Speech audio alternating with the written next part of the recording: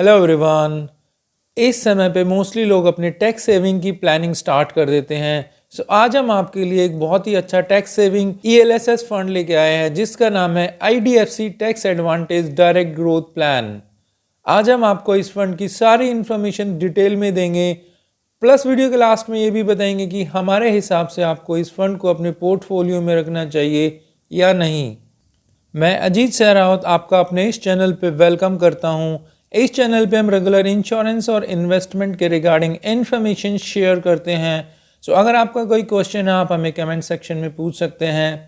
और अगर आप शेयर मार्केट में इन्वेस्टमेंट करना चाहते हैं, डीमेट अकाउंट ओपन करना चाहते हैं, तो अपस्टॉक जो कि इंडिया का बहुत ही बड़ा ब्रोकर है, उसका लिंक डिस्क्रिप्शन में है जिस पे क्लिक करके आप अपना अकाउंट ओपन कर सकते हैं। और इसके अलावा कुछ अदर कंपनीज के लिंक भी डिस्क्रिप्शन में है। और अगर आप जानना चाहते हैं कि इंडिया की टॉप हेल्थ इंश्योरेंस कंपनीज कौन सी है, तो उस वीडियो का लिंक भी हमने डिस्क्रिप्शन में डाला हुआ है।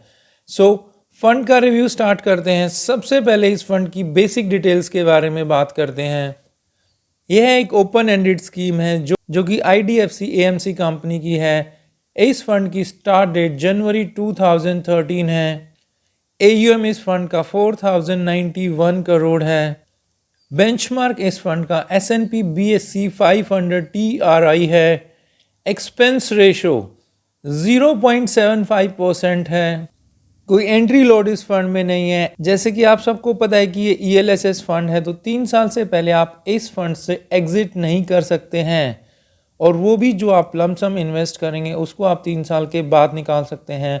अगर आप SIP स्टार्ट करते हैं तो SIP में जिस मंथ में आपने जो फंड इन्वेस्ट किया है, सिर्फ उसी फंड को 3 साल के बाद आप निकाल सकते हैं। इस फंड के रिटर्न्स की बात करें तो इस फंड ने लास्ट 1 ईयर में 7.62% का एनुअलाइज रिटर्न दिया है, जबकि कैटेगरी एवरेज 5.55% है।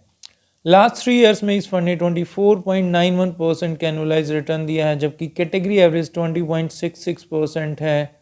लास्ट 5 ईयर्स में 13.58% का एनुअलाइज रिटर्न दिया है, जबकि कैटेगरी एवरेज 12.02% है। और जब से ये फंड स्टार्ट हुआ है तब से इस फंड ने करीब 17.79% का एनुअलाइज रिटर्न दिया है, जबकि कैटेगरी एवरेज 15.18% है।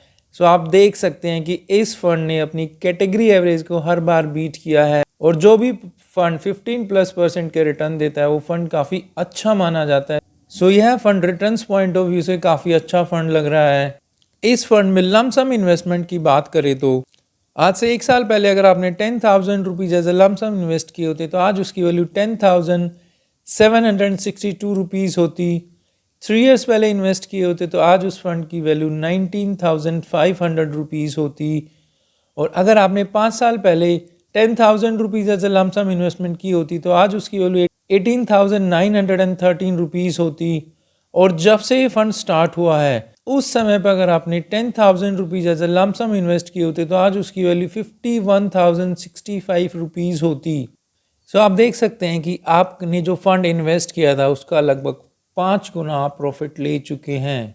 इस फंड में SIP इन्वेस्टमेंट की बात करें तो आज से 1 साल पहले आपने 1,000 रुपीज़ की SIP स्टार्ट की होती तो आज उसकी वैल्यू 12,880 रुपीज़ होती। 3 ईयर्स पहले अगर आपने 1,000 की SIP स्टार्ट की होती तो आज उसकी वैल्यू 53,753 रुपीज़ होती। और 5 ईयर्स पहले आपने 1,000 की SIP स्टार्ट की होती तो आज उसकी वैल्यू 1,413 रुपीज़ होती। SIP रिटर्न्स भी काफ़ी अच्छे हैं इस फंड के। पोर्टफोलियो टर्नओवर रेशो इस फंड का 15% है, जबकि कैटेगरी एवरेज 42.2% है। पोर्टफोलियो टर्नओवर रेशो यह बताता है कि कोई भी फंड का जो मैनेजर है अपने जो फंड में स्टॉक्स है उनको कितना फ्रीक्वेंटली चेंज करता है। और इस फंड का पोर्टफोलियो टर्नओवर रेशो एवरेज है क्योंकि कैटेगरी एवरेज से काफ़ी बिलो है। इस फंड के पोर्टफोलियो की बात करें तो इक्विटी होल्डिंग करीब 92.54% की है, जबकि अदर्स में 7.46% की इन्वेस्टमेंट है। मार्केट कैपिटलाइजेशन की बात करें तो लार्ज कैप में इन्वेस्टमेंट 51.49% की है, मिड कैप में 12.7% और स्मॉल कैप में 20.35% की इन्वेस्टमेंट है। इस फंड में टोटल नंबर ऑफ स्टॉक्स 46 हैं। इस फंड के टॉप 10 होल्डिंग्स की बात करें तो आईसीआईसीआई बैंक में सबसे ज़्यादा इन्वेस्टमेंट है 8.85% की, एचडीएफसी बैंक में 4.13% की, एक्सिस बैंक में 3.08% की, टाटा मोटर्स में 2.79% एक्सेट्रा की इन्वेस्टमेंट है। इस फंड के टॉप सेक्टर्स की बात करें तो फाइनेंशियल्स में करीब 27.43% की इन्वेस्टमेंट, ऑटोमोबाइल्स में 10.63% की, टेक्नोलॉजी में 9.87% की और मटेरियल्स में 6.72% की इन्वेस्टमेंट है। सो आप देख सकते हैं कि फंड मैनेजर ने काफ़ी अच्छे से डाइवर्सिफाई किया हुआ है अलग अलग सेक्टर्स में, जो कि एक अच्छा साइन है इस फंड के लिए। इस फंड के फंड मैनेजर की बात करें तो इस फंड को mister Dale N Paul Pintu ji manage करते हैं, जो कि काफ़ी एक्सपीरियंस फंड मैनेजर हैं और करीब 8 स्कीम्स को मैनेज करते हैं और AUM करीब 10,760 करोड़ का AUM मैनेज करते हैं। मिस्टर पिंटो जी ने IDFC 2016 में ज्वाइन किया था, उससे पहले UTI एसेट मैनेजमेंट कंपनी के साथ काम कर चुके हैं और काफ़ी एजुकेटेड फंड मैनेजर हैं। रेटिंग्स, इस फंड की रेटिंग्स की बात करें तो मोस्टली रेटिंग एजेंसीज ने इसको 4 और 5 स्टार्स की रेटिंग्स दी हुई है। क्रिसिल्स जो कि एक बहुत ही बड़ी रेटिंग एजेंसी है, क्रिसिल्स ने इस फंड को 5 स्टार्स की रेटिंग दी हुई है, जो कि एक बहुत ही अच्छी रेटिंग है।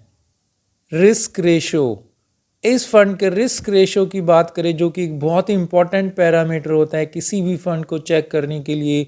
इस फंड का स्टैंडर्ड डेविएशन 21.43% है, जबकि कैटेगरी एवरेज 20.38% है।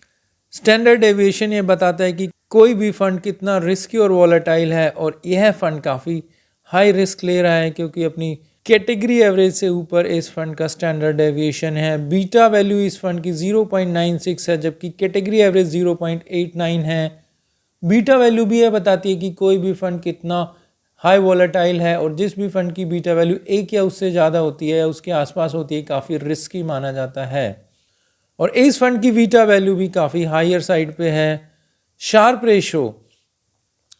रेशो यह बताता है कि कोई भी फंड रिस्क को एडजस्ट करके कितने अच्छे रिटर्न्स देता है, और इसकी वैल्यू जितनी ज़्यादा होती है उतनी अच्छी मानी जाती है। और इस फंड का शार्प रेशो 0.82 है, जबकि कैटेगरी एवरेज 0.7 है।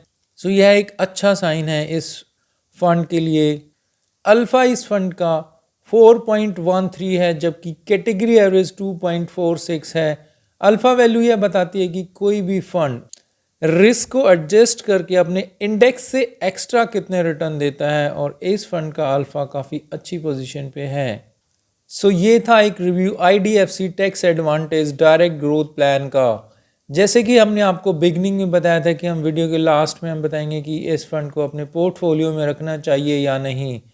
हमारे हिसाब से ये फ़ंड काफ़ी अच्छा है क्योंकि mostly parameters, risk ratio, fund managers, expense ratio सभी एक अच्छी साइड पे हैं।